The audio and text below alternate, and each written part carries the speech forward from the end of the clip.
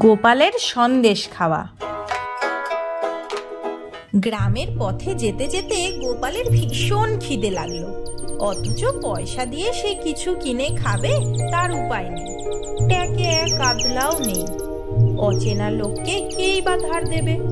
অথচ কেউ যদি তাকে ধার দিত সে নিশ্চয়ই এসে পয়সা শোধ করত। একটু দূরে এগিয়ে গিয়ে গোপাল দেখলো বটতলায় একটা ময়রার দোকান। একটি ছোট ছেলে দোকানটি আগলে বসে আছে। আশেপাশে কেউ নেই।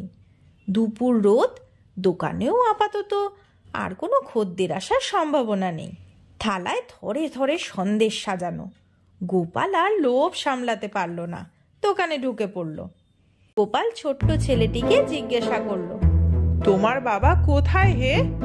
ছেলেটি বলল, পিছনেই তো আমাদের বাড়ি, বাবা এখন ভাত খাচ্ছে। গোপাল ছেলেটিকে কিচ্ছু না বলে নিজেই সন্দেশের থালা হাতে তুলে নিয়ে টপাটপ খেতে লাগলো। গোপাল সন্দেশ খেতে খেতে বলল, আমার নাম মাছি, আমি রোজই এসে সন্দেশ খেয়ে যাই। বিশ্বাস না হয় তোমার বাবাকেই জিজ্ঞাসা করে দেখো না। ছেলেটি দোকান থেকে হাঁক পারল, ও বাবা, মাছি সন্দেশ খাচ্ছে।